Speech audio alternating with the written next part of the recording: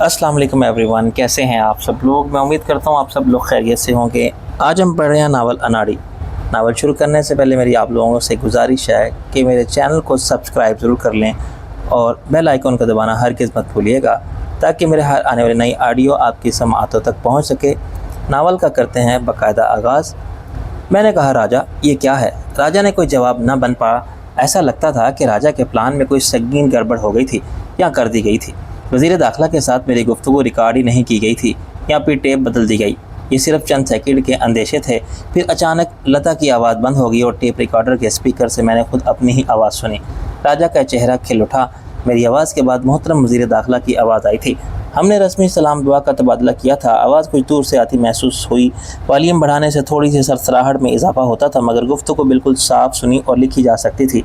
गालिबन cassette में tape लगाने वाले को नई टेप ना मिल सकी और इसने लता के गानों की कोई टेप लगा के रिकॉर्डिंग कर ली। यही वजह थी कि प्ले का बटन दबाने से चंद सेकंड तक एक गाने के बोल सुनाई दिए थे। फिर लता की आवाज़ पर हमारी गुफ्तगू रिकॉर्ड हो गई थी। यार मैं तो परेशान हो गया था कि ये क्या हो गया। राजा ने कहा। मैंने कहा, अब पहले सुन ले कि वज़ीर साहब ने क्या फरमाया था, तबसरा बाद में करना। ये गुफ्तगू 15 मिनट की थी, जिसका हर लफ्ज़ साफ सुना और समझा जा सकता था। मुझे फिर अंदाज़ा हुआ गैर मोहतात गुफ्तगू में मेरा लहजा भी किसी हद तक जारहाना हो गया था। वज़ीर दाखिला की तो बात ही क्या, एक मामूली SHO ये गुस्ताखी बर्दाश्त न करता। जब ये गुफ्तगू ख़त्म हुई तो लता ने फिर गाना शुरू किया। राजा ने कैसेट रिकॉर्ड बंद कर दिया। फिक्के पुत्र, तो कुछ ज़्यादा ही जज्बाती हो गया था। मैंने कहा, हाँ राजा जी, मेरा भी ख्याल है कोई सियासत में रहना है तो मुझे अपने मिजाज और फितरत को बदलना ही होगा। खुद ही को बुलंद रखने की रवश छोड़ के हर ज़ात को डटाई से मुस्कुराते हुए कबूल करना, ज़ेर दस्त के जूते उठाना या खाना और ज़ेर दस्त को जूते की नोक पर रखना, मुनाफिकत, झूठ और बेअसूली, मतलब परस्ती और कीना परवरी, ये सब अभी मुझे नहीं आई। जहाँ ज़िंदगानी में यह है कि मर्दों की शमशीरें, वक्त बदल गया है। शायर मशरिक़ के ऐसे तमाम इशारे इन कलाम से खारिज कर दिए गए हैं। मसलन वो आएँ जवां मर्दी, हक गोई बेबाकी, खुद ही को कर बुलंद इतना वगैरह। यही तो किया था नवाब रफ़ीक अहमद शराज़ी ने। अब जलाब लगे हुए हैं तो कुछ कर यार। इसने मुझे तसल्ली दी। अबे कबल अज़ मर्ग वावेला, पहले सरकार को कुछ करने दे। राजा ने कहा, क्या मतलब है तेरा। जब वो सच बताई कि ईंट से ईंट बजाएंगे तो हमारी हुकूमत का वही हचर कर देंगे जो नादर शाह ने दिल्ली का किया था। इसके बाद हम सोचना शुरू करेंगे। नहीं, अब सोचना क्या, वज़ीर मसूफ़ का रद्द-ए-अमल सामने आ जाएगा आजकल में। देखते हैं हमला किस तरफ से होता है। वो पुराना शातिर है, पहली चाल से अंदाज़ा हो जाएगा कि वो क्या करता है। फिर हम जवाबी जाल सोच समझ के चलेंगे ताकि इसे भी समझ आ जाए कि मुकाबले पर अनाड़ी नहीं है। मैंने कहा, तेरा क्या अंदाज़ा है, क्या होगा। मेरा ख्याल है कि हमारे खिलाफ मुकदमात दर्ज कर दिए जाएंगे। इशारा वो दे चुका है। इसके नज़दीक हॉस्पिटल कायम करना और स्कूल चलाना हुकूमत के खिलाफ नफरत फैलाने की साजिश है।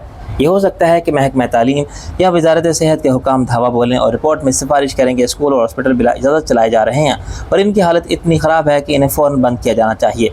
डॉक्टर शहनाज की मेडिकल की डिग्री जाली करार दी जा सकती है। ये कहा जा सकता है कि इलाके में शरह अमवात में इजाफा हो गया है और बीमारियाँ फैल रही हैं।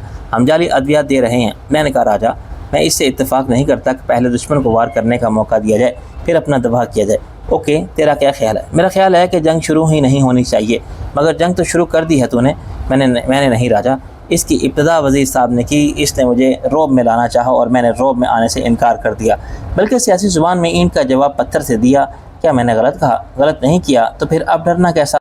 मैंने कहा, आलमी सियासत में भी तो यही होता है। जो खुद को ज़ेर दस्त समझे वो ख़तरनाक नताइज की धमकी देता है, ताकत से डराता है। बयानबाजी की तो तोप से डराना दिन दाग गोले दागे जाते हैं, जैसे भारत कहता है। फिर पाकिस्तान भी मूँछों को ताव देकर जवाब देता है कि लाला जी आ जाओ मैदान में, हमारे पास भी एटम बम है। बस इसके बाद दोनों डायलॉग और डिप्लोमेसी का रास्ता इख्तियार करके कशीदगी दूर करने लगते हैं। इस मरहले पर मज़ाकरात की बात को हमारी कमज़ोरी समझा जाएगा। मैंने कहा, हम बैकडोर डिप्लोमेसी का रास्ता इख्तियार करेंगे। किसी ज़रिए से वज़ीर साहब को मालूम हो जाएगा कि इनकी गुफ्तगू रिकॉर्ड कर ली गई थी। राजा ने चुटकी बजाई। बिल्कुल ठीक, और ये पैगाम अपने DIG अब्दुल्ला साहब भी पहुंचा सकते हैं। मैंने कहा, मुझे यूं भी इसे मिलना था। हुकूमत की पेशकश मैंने शामी के सामने रख दी थी, अब शामी का जवाब हुकूमत तक पहुँचाना था। मेरा ये सालिस का किरदार बहुत अहमियत का इख्तियार कर गया था। कल इसे मसरूफियत थी, आज बात की जा सकती है। सुबह 10 बजे DIG साहब ऑफिस नहीं पहुँचे थे। इसके PA ने बताया कि गुज़श्ता शब बहुत देर से घर लौटे थे, शायद देर से आएंगे। मैंने पैगाम छोड़ दिया कि जब तशरीफ़ लाएँ मुझसे बात कर लें। किस सिलसिले में नवाब साहब, PA ने पूछा। मैंने कहा, DIG साहब ने मुझे एक जिम्मेदारी सौंपी थी, इसी मामले में बात करनी थी। आधे घंटे में अब्दुल्ला जान का फ़ोन आ गया। आई एम सॉरी नवाब रफ़ीक, कल रात में 3 बजे तक मसरूफ़ रहा, इसकी वजह से कुछ तबीयत भी मुतहमिल थी, शायद दफ्तर ना आऊँ। मैंने कहा, चलिए आप आराम कीजिए। मेरे PA ने घर फ़ोन किया था लेकिन मैं समझ नहीं पाया आपसे क्या काम कहा था मैंने। میں نے کہا آپ کو یاد نہیں حکومت کی طرف سے آپ نے ایک پیشکش کا ذکر کیا تھا ڈاکوؤں کے گروہ کے لیے؟ اوہ یس، کمال ہے، اتنی اہم بات مجھے یاد نہیں رہی، بتائیے آپ کی کیا بات ہوئی؟ وہ بولا۔ میں نے کہا عبداللہ صاحب اس قسم کی گفتگو فون پر نہیں ہو سکتی، یہ باہمی اعتماد کا معاملہ ہے۔ ٹھیک ہے، اب مناسب سمجھے تو شام کو میرے غریب خانے پر تشریف لے آئیے، بلکہ جو حاضر ہو تناول فرمائیے، عبداللہ نے حسب عادت نفیس اردو میں کہا۔ میں نے کہا ابھی تو میں راولپنڈی جا رہا ہوں کچھ نجی معاملات کے سلسلے میں، رات تک فراغت ہو گئی تو ضرور حاضر ہو جاؤں گا، تاہم وعدہ نہیں کر سکتا، دیر بھی ہو سکتی ہے۔ میرے لیے دیر کا کوئی تصور ہی نہیں رہا، دراصل مجھے بھی آپ سے ایک ضروری بات کرنی تھی۔ کس سلسلے میں نے کہا۔ وہ ہنسا۔ نواب صاحب اس قسم کی گفتگو فون پر نہیں ہو سکتی، آخر ڈی آئی جی صاحب مجھ سے کیا ضروری بات کرنا چاہتے تھے؟ میں نے فون بند کرتے ہوئے سوچا کہیں ایسا تو نہیں کہ اس کے پاس وزیر داخلہ صاحب نے اسی وقت غصے میں یہ حکم صادر فرما دیا ہو کہ جائز ناجائز قانونی یا غیر قانونی کوئی بھی طریقہ اختیار کرو، لیکن اس نواب رفیق احمد شرازی کا دماغ درست کر دو۔ اس میں کوئی شک نہیں کہ میرے ساتھ تعاون کا رویہ رکھنے والے ایک فرد شناس پولیس محکمے کے سربراہ کی موجودگی نے مجھے حالات پر قابو پانے میں بڑی مدد ملی تھی۔ وہ بہت سلجھا ہوا، معاملہ فہم اور شریف آدمی تھا، چنانچہ رانا کے مقابلے میں اس نے اپنی غیر جانبداری کا تاثر مجروح نہیں ہونے دیا، لیکن میرے ساتھ حوصلہ افزا دوستانہ رویہ رکھا۔ میں اس سے کسی قسم کی غیر قانونی امداد کا طالب نہ تھا، میں صرف یہ چاہتا تھا کہ معاملات کو قانون کے مطابق طے کیا جائے۔ عبداللہ یہی کر رہا تھا جس سے مجھے کچھ تحفظ مل گیا تھا، ورنہ رانا تو مجھ سے جنگل کے قانون کے مطابق ڈیل کرنے کا آرزومند تھا۔ یہ علاقہ ایک جنگل ہی تو تھا جہاں وہ جنگل کا بادشاہ بنا ہوا تھا اور کسی کو اس کے خلاف دم مارنے کے مجال نہ تھی۔ راجہ سے میں نے اپنی تشویش کا اظہار کیا، یار کیا اب یہ ڈی آئی جی بھی میرا دشمن ہو جائے گا؟ کیونکہ باس مجھ سے ناراض ہے۔ نوکری کا اصول تو یہی ہے فقہ پتر، جو لوگ یہ سمجھتے ہیں کہ دی باس از آلویز رائٹ، وہ فائدے میں رہتے ہیں۔ کیا صرف اپنے فائدے کو دیکھتے ہوئے عبداللہ جان مجھے پولیس مقابلے میں ہلاک کرنے کے احکامات جاری کر سکتا ہے؟ ابے نہیں یار، راجہ نے سوچ کے کہا، یہ جو ڈی آئی جی قسم کے افسر ہوتے ہیں یہ آدھے سیاستداں بن جاتے ہیں، عوامی اور انتظامی معاملات سے ڈیل کرتے کرتے۔ یہ تو ایک چپڑاسی بھی جانتا ہے کہ وزیر کی نوکری کچی ہوتی ہے، اس کی پکی ہے، ڈی آئی جی کو کس کا ڈر؟ تیرا مطلب ہے عبداللہ جان اس کو ٹال دے گا؟ وہ ٹال سکتا ہے اور وزیر اس کا کچھ نہیں بگاڑ سکتا۔ میں نے کہا پھر شاید وہ آئی جی نہ بن سکے، ممکن ہے اس کے آئی جی بننے تک خود وزیر داخلہ نہ رہیں، لیکن رہے تب بھی عبداللہ جان کا راستہ کوئی نہیں روک سکتا۔ اس کی ترقی کے لیے آئی جی اور سیکرٹری داخلہ کا متفق ہونا ضروری ہے۔ وہ چاہیں تو بڑے ڈپلومیٹک طریقے پر وزیر صاحب کو ٹال سکتا ہے، الٹا ایسا چکر چلا سکتا ہے کہ خود وزیر داخلہ صاحب کو چکر آ جائیں۔ راجہ کی بات نے مجھے خاصا مطمئن کیا۔ حویلی کے اندر معمول کے مطابق ہاسپٹل میں مریض آ رہے تھے اور اسکول میں پڑھائی جاری تھی۔ غنی نے گزشتہ روز کی قرارداد پر عمل درآمد کرتے ہوئے ہاسپٹل کو حویلی سے باہر سائنس ریسرچ سینٹر کی عمارت میں منتقلی کا کام ہنگامی بنیادوں پر شروع کرا دیا تھا۔ میرے اندازے کے مطابق اگلے 6 ماہ تک غنی کو بہت سے تعمیراتی منصوبے مکمل کرنا تھے۔ ہسپتال کی منتقلی سب سے آسان کام تھا۔ بیرک کے اندر کچھ دیواریں اٹھا کے شہناز کی ہدایات کے مطابق کمرے نکالنے تھے، ان میں کھڑکی دروازے لگانا اور الیکٹرک فٹنگ کرانا 1 مہینے میں ہو سکتا تھا۔ دوسرا کام 6 کمروں کی تعمیر کا تھا جہاں اسکول شفٹ کیا جا سکے۔ جو کام مجھے سب سے مشکل نظر آ رہا تھا وہ سد بدائی کے گرد ایک حفاظتی دیوار بنانے کا تھا، اور غنی یہ کام 4 ماہ کی مدت میں پورا کر لیتا تو میں اسے بہترین کارکردگی قرار دیتا۔ مشکل یہ تھی کہ اس کے لیے سب سے اہم ذمہ داری ہم سب کو سیکیورٹی فراہم کرنے کی تھی۔ شیر خان کے آنے سے غنی کو ذمہ داریوں کا بوجھ کافی کم ہوا تھا۔ شیر خان اب یہ حویلی کے اندر رہنے والوں کی تمام ضروریات پوری کرنے کا ذمہ دار تھا۔ وہ ہاسپٹل اور اسکول کے معاملات میں بھی مدد کرتا تھا۔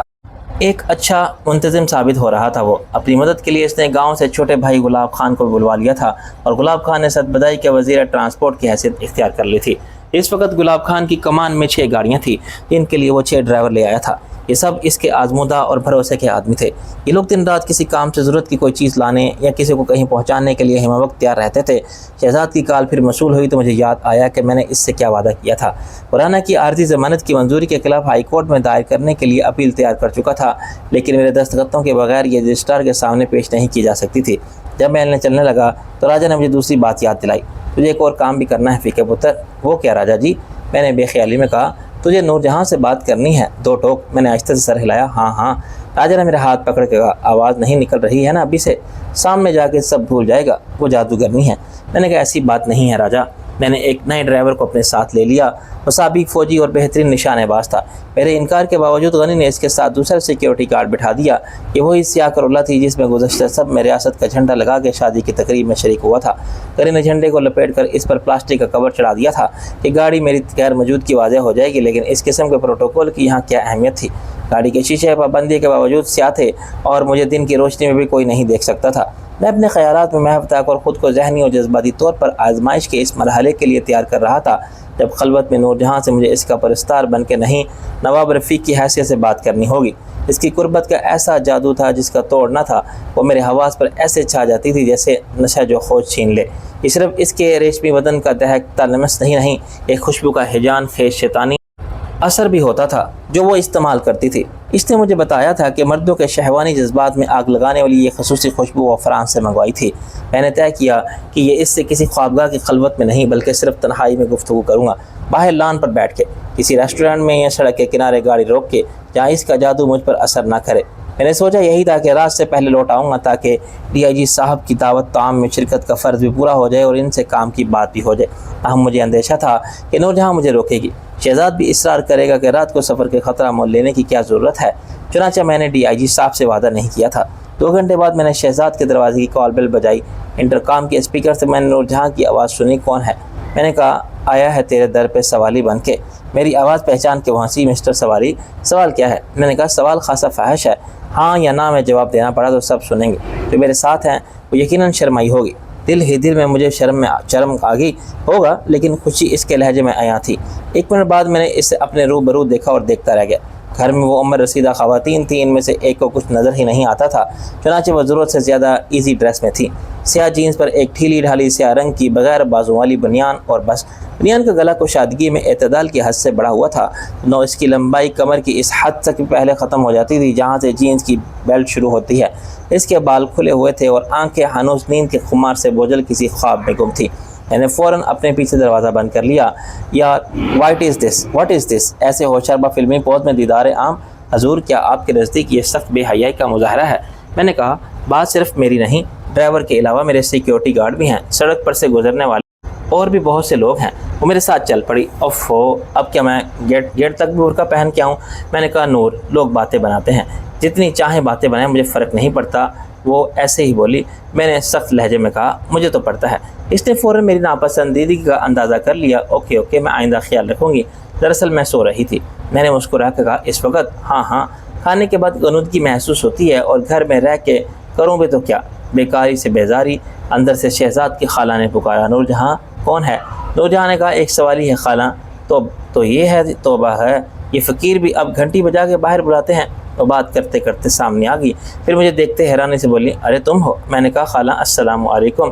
اس نے دعا دی، جیتے رہو، کیسد بدائی سے آ رہے ہو؟ اور پھر نور جہاں کو غور سے دیکھا، وہ فوراً اندر سے ٹک گئی۔ میں نے کہا مجھے شہزاد نے بلایا تھا۔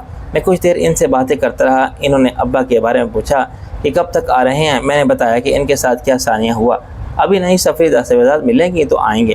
پھر میں اسی بیڈ روم میں چلا گیا جو ہمیشہ مہمانوں کے لیے وقف رہتا تھا، لیکن وہاں آج تک میرے سوا کسی نے قیام ہی نہیں کیا تھا۔ تو جہاں کچھ دیر بعد لباس بدل کے نمودار ہوئی۔ میں نے کہا یہ کیا نوکرانیوں کے والے کپڑے پہن لیے ہیں؟ اس نے منہ پھلا کے کہا نواب صاحب کو قابل اعتراض جو لگ رہا تھا میرا ماڈل نظر آنا، ماڈل تو صرف فریال بن سکتی ہے۔ میں ہنس پڑا، گویا تم احتجاجی مظاہرہ کر رہی ہو۔ سچ بتاؤں مجھے سخت جلن محسوس ہوتی ہے جب کوئی تمہیں پرستائش نظر سے بھی دیکھے۔ رہی میری نظر تو میرے لیے تمہارا یہ انداز بھی اتنا ہی قاتل ہے۔ اب بکواس فرماتے ہیں کہ سچ تھا بکواس اب فرماتا ہوں کہ میری نظر لباس کو نہیں، لباس کے اندر تمہیں ایسے دیکھتی ہے جیسے سمجھ لو ایکس رے مشین۔ اس نے میرے ساتھ بیٹھ کے میرے کندھے پر سر رکھ دیا۔ تم تھکے ہوئے ہوگے، اتنا لمبا سفر کیا ہے۔ میں نے اس کے گرد ایک بازو حمائل کر دیا۔ 2 گھنٹے کا پتہ بھی نہیں چلا، البتہ بھوکا ضرور ہوں۔ سنو چلو کہیں چلتے ہیں، صرف میں اور تم کھانا بھی کھا لینا۔ اس نے ملغجی نظروں سے میری طرف دیکھا۔ میں نے کہا آل رائٹ، میں سیکیورٹی گارڈز کو ڈرائیور کو باہر بٹھا دیتا ہوں، خالہ سے کہہ دیتا ہوں کہ ان کے کھانے کے کچھ کر دیں، تم اتنی دیر میں چینج کر لو۔ اس کا چہرہ چمک اٹھا۔ مجھے 10 منٹ لگیں گے۔ دروازے تک جا کے پلٹی، کیا پہنوں میں؟ میں نے کہا کچھ بھی جو تمہیں اچھا لگے۔ اچھا تو سب لگتا ہے، نہیں جو تمہیں اچھا لگے وہ بتاؤ، اس نے بڑی ادا سے کہا۔ میں نے خود کو یاد دلایا کہ مجھے اس کے ناز و انداز اور عشو ترازی کے سامنے کمزوری کا شکار نہیں ہونا ہے۔ ابھی میرے لیے اس کی اہمیت نہیں تھی، کچھ بھی پہن لوں، اس نے شوخی سے کہا۔ پھر وہی پہن لیتی ہو، بعد میں مت کہنا۔ میرا خیال ہے کہ عورت ایک نظر میں بھانپ لیتی ہے کہ اس پر پڑنے والی پہلی نگاہ نے مرد کے دل پر کیا اثر کیا ہے۔ یہ نور جہاں نے دیکھ لیا تھا، بہتر ہوتا اگر میں خود اس سے کسی مناسب لباس کی فرمائش کر دیتا، کیونکہ بعد میں اس نے پھر وہی بلیک جینز اور سیلولیس بنیان پہن لی جس کی تباہ کاری کا وہ مشاہدہ کر چکی تھی۔ پہلے اس کے پاس بہت سی خوبصورت ساڑیاں تھیں جب وہ اکبر خان کی بیوی تھی یا کہلاتی تھی، اور مجھ سے ملنے کے لیے چھپ چھپ کے آتی تھی تو بڑے اہتمام سے کوئی ایسی ساڑی پہنتی تھی جو اس کے حسن و شباب کی تابانی کو خیر کن بنا دے۔ مثلاً ایک سیاہ ساڑی تھی جس میں حرکت کے ساتھ جگنوں سے چمکتے تھے جسے اس کے گرد پروانہ وار طواف کر رہے ہوں۔ ایک آسمانی رنگ کی ساڑی کے چمکیلے ستاروں کو دیکھ کر لگتا تھا کہ اس نے تاروں بھرے آسمان کو اپنا ملبوس بنا لیا ہے۔ ایک زرد بسنتی ساڑی میں اس کا جسم سرسوں کے کھیت کی طرح مستحب بہاری بن کے لہلاتا تھا۔ جب وہ اکبر خان کے نام نے حد زوجیت کی زنجیر توڑنے میں ناکام رہی اور بالآخر اسے قتل کر کے اسیری سے رہائی پانے میں کامیاب ہوئی تو اپنی جان کے علاوہ صرف وہی ساتھ لا سکی جو چھوڑ نہیں سکتی تھی۔ اس نے بیگ میں اپنا تمام بیش قیمت زیور بھی بھر لیا اور اپنے ہر بینک اکاؤنٹ کی چیک بک لے لی تھی۔ پہلی فرصت میں اس نے تمام رقم نکلوا لی تھی اور اپنے پاس رکھتی تھی۔ اس نے فرضی نام سے بھی کوئی نیا بینک اکاؤنٹ کھولنے کا رسک نہیں لیا تھا۔ اس کے بعد سے نور جہاں کی زندگی ایک مسلسل فرار تھی۔ روپوشی کے اس دور میں ستبدائی کی حویلی کو نور جہاں کی سب سے بڑی پناہ گاہ رہی تھی۔ یہ آپ شہزاد کا گھر تھا۔ شوق سے زیادہ اس نے ضرورت کے لیے کپڑے خریدے تھے۔ پریال، رابعہ اور شہناز کے ساتھ اس نے میانہ رویہ اختیار کی اور نمائش قسم کے ملبوسات استعمال کرنے سے گریز کیا، اور نہ اسے کسی ایسی پارٹی میں جانے کی مجبوری تھی جہاں دولت بندی کی چمک و دمک کے ماحول میں کوئی مقابلہ حسن درپیش نہ ہو۔ کسی زوردار حوث پرست کلائنٹ سے کوئی لاکھوں کروڑوں کا سودا کرنے کے لیے اس کا دل جیتنے کا مسئلہ تھا۔ اس کے باوجود اپنے حسن انتخاب سے نور جہاں نے جو ساڑیاں خریدی تھیں وہ سادگی اور پرکاری کا حسین امتزاج کہی جا سکتی تھی، اور اس میں کوئی شبہ نہیں کہ جب وہ پورے اہتمام سے ساڑی باندھتی تھی تو اس کے جسم کی تمام حشر سامانی بڑے بھرپور تاثر کے ساتھ سامنے آتی تھی۔ اس کے حسن کا ماہد کامل طلوع ہوتا تھا تو گرد و پیش کے ستاروں کی چمک پھیکی پڑ جاتی تھی۔ شہناز ہو یا فریال ہو یا رابعہ، سب اپنے رشک اور حسد کے باوجود مقابلہ حسن سے دستبردار ہونے پر مجبور ہوتی تھی۔ گن مین اور ڈرائیور برآمدے میں کرسیاں ڈال کے بیٹھ گئے تھے اور میں نور جہاں کے انتظار میں گیٹ سے باہر گاڑی میں بیٹھا تھا کہ وہ بیگ جھلاتی ہوئی نمودار ہوئی۔ سیاہ بنیان میں اس کے عریاں بازوؤں کی سفیدی دمک رہی تھی اور گلے سے دعوت نظارہ دیتے جسم کی گلابی مرمر کا تموج کسی بھی مرد کے جذبات میں تلاطم برپا کر سکتا تھا۔ رہی صحیح کسر بنیان اور جینز کے درمیان کا تھوڑا سا فاصلہ پوری کرتا تھا، جہاں سیاہی کے درمیان کمر کا اجلا پن کالے بادلوں میں چمکنے والی بجلی کی طرح چھلک دکھاتا تھا۔ میرا چہرہ کانوں تک گرم ہو گیا۔ یقیناً اس حسن کی آتش فشانی کا بے باک مظاہرہ انہوں نے بھی دیکھا ہوگا جو میرے ملازم اور جانثار کہلاتے تھے۔ ان غریب اور غیر تعلیم یافتہ طبقے سے تعلق رکھنے والوں کی سوچ مختلف تھی۔ انہوں نے ضرور مسکراتے ہوئے معنی خیز تبصرے سے بھی کیے ہوں گے کہ اپنے نواب صاحب کا مزاج یہاں رہ کے بھی وہی ولایتی ہے، لیکن اب کچھ کہنا بے سود تھا۔ خود میں نے ہی نور جہاں کو کھلی چھٹی دی تھی کہ وہ جو چاہے پہنے۔ گاڑی میں بیٹھنے کے بعد نور جہاں نے کن اکھیوں سے میری طرف دیکھا۔ کیوں تمہیں اچھا نہیں لگا میرا یہ انداز؟ میں نے جذبات سے عاری لہجے میں جواب دیا۔ بات صرف میری نہیں، دنیا کی پسند ناپسند کا بھی خیال رکھنا پڑتا ہے۔ بھاڑ میں جائے دنیا، میرا دنیا صرف تم ہو۔ اس نے میری طرف چمک کے کہا، اچھا اب یہ بتاؤ مجھے کہاں لے جا رہے ہو؟ بھوکا آدمی صرف کھانے کی جگہ جاتا ہے۔ انہوں نے کوئی فلمی جواب دیا۔ وہ اٹھلائی، اوکے میں چاہتا ہوں تمہیں بادلوں کے اس پار لے جاؤں جہاں سے تم چاند کو چھو لو، ستاروں کی کہکشاں ہماری راہ گزر ہو، نیچے ہمالیہ کی چاندی جیسی برف والی چوٹیاں دھوپ میں جل مل کرتی نظر آئیں، اور سمندر کی بے قرار نیلگوں وسط میں آسمان جھلکیں، وہ کھلکھلا کے ہنسی۔ ارے بس بس، تم تو شاعر ہو فک کے پتر، دل خوش کرو یا میرا آگے فرماؤ۔ میں نے آپ بھری، مگر افسوس کہ نہ یہ گاڑی اڑ سکتی ہے نہ اس میں اتنا پیٹرول ہے، چنانچہ میں تمہیں علی بابا کے چھپر ہوٹل ڈی فونس لے جا رہا ہوں، جہاں ہم بان کی منجی پر بیٹھ کے تندور کی روٹی اور چنے کی دال کھائیں گے۔ وہ پھر ہنسی، ہاؤ رومانٹک۔ جو محنت کش وہاں اپنا پیٹ بھرتے ہیں ان کے لیے تو اس دال روٹی میں کوئی رومانس نہیں۔ ٹھیک کہتے ہو تم، رومانس تو آدمی کے اندر ہوتا ہے، کبھی کبھی ایسے جاگتا ہے جیسے بہار میں پھولوں کے رنگ جاگتے ہیں، اور اس وقت ہر طرف رومانس ہی رومانس نظر آتا ہے۔ دل چاہتا ہے ہنسنے کو، جیسے اس وقت بھی بے بات ہنس رہی ہو۔ جانتے ہو کیوں؟ کیونکہ میں خود کو اس چڑیا کی طرح محسوس کر رہی ہوں جس کو پنجرے سے آزاد کر دیا گیا ہو اور وہ خوشی سے پر پھیلائے پرواز کر رہی ہو، صرف اپنی آزادی کا لطیف لینے کے لیے۔ جو لباس میں نے پہنا ہے، مجھے پتا تھا کہ تم کو اچھا نہیں لگے گا، مگر یہ بھی اپنی آزادی کی سرخوشی کے لیے ہے۔ میرے بس میں ہو تو اسے بھی اتار پھینکوں۔ میں نے اس کی طرف دیکھا، جب دنیا کی پرواہ نہیں تو یہ ڈر کیسا؟ پوری کرو اپنی خواہش۔ کیا واقعی تمہاری اجازت ہے؟ میں نے ڈر کے اس کا ہاتھ پکڑ لیا۔ نور، تم پاگل ہو گئی ہو۔ وہ پھر بے وجہ ہنسی۔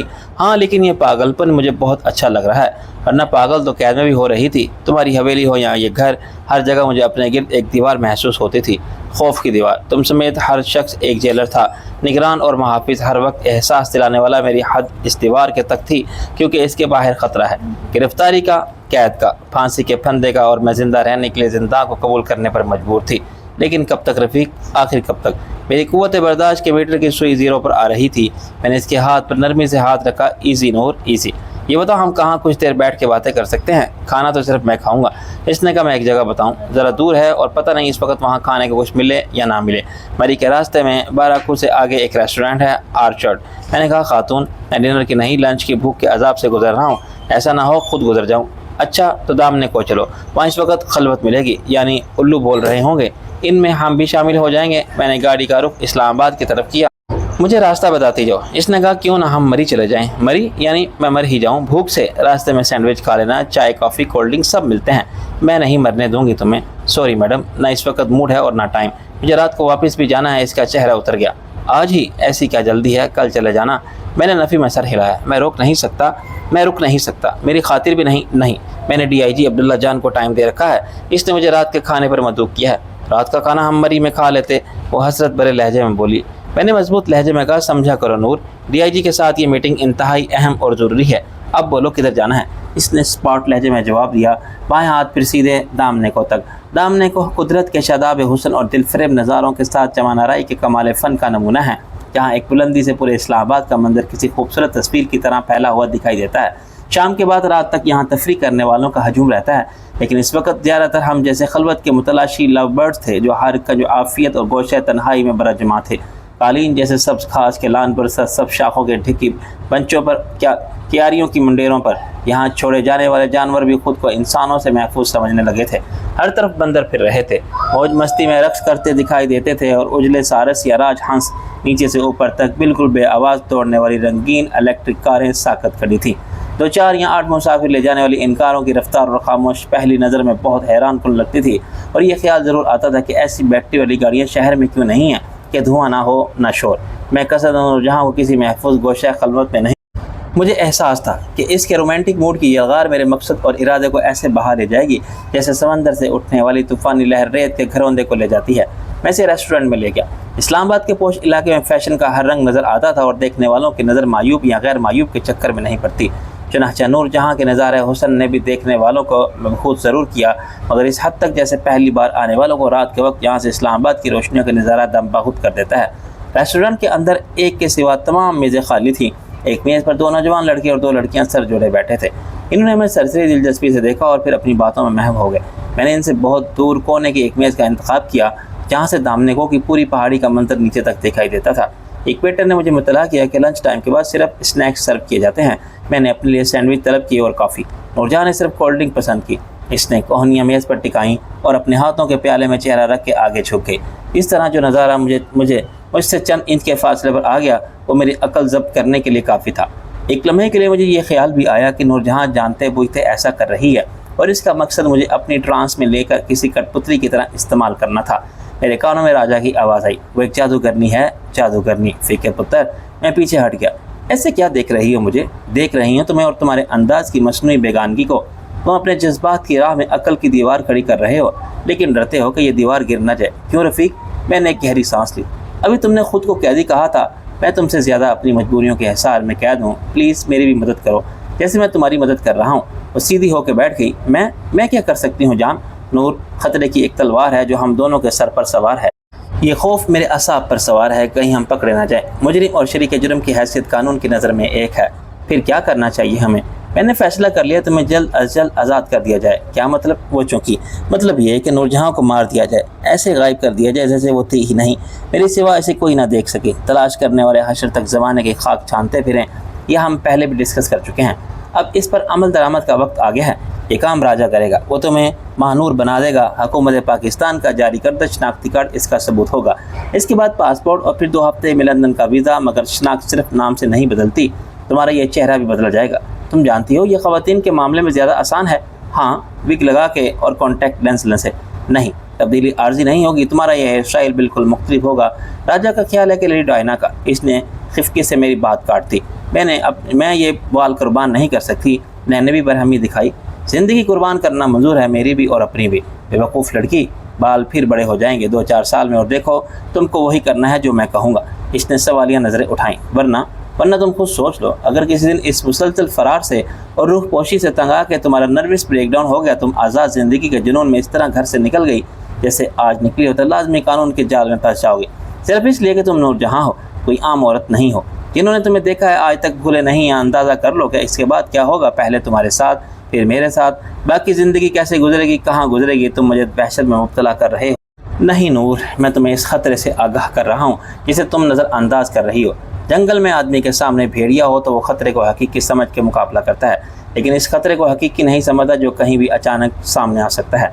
इसने हथियार डाल दिए। आखिर तुम मुझसे क्या चाहते हो जान? नंबर 1, अभी तुमको ऐसी कोई हरकत नहीं करनी है जिसके नतीजे में हमारी सारी जदोजहद जो हम कामयाबी के लिए कर रहे हैं यकलख्त नाकामी में बदल जाए।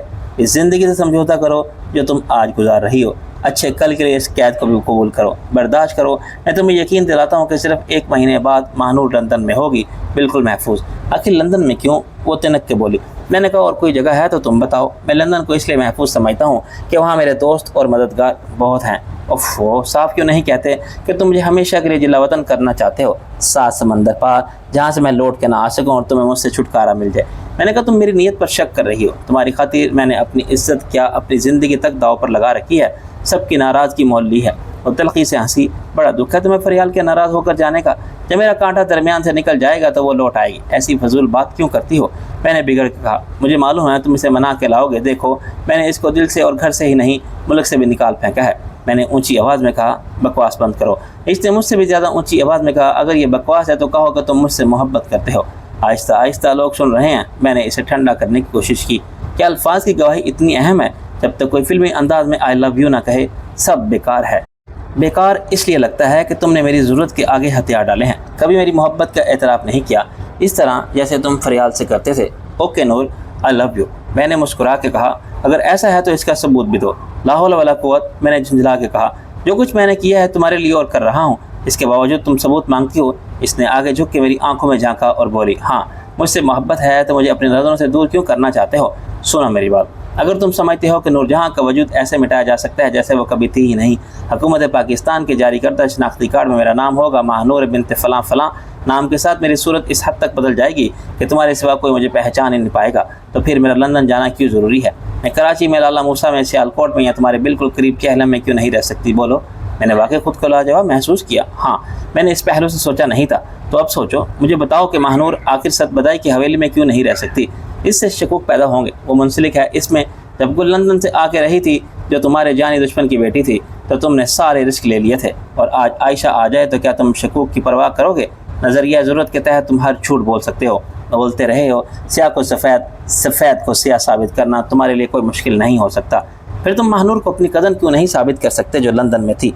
अपनी दोस्त, क्लास फेलो या कुलीग क्यों नहीं कह सकते? कौन शक करेगा तुम्हारे बयान पर? जब वो खामोश होगी तो कोई जवाब ना होने के बाद मैं भी खामोश रहा।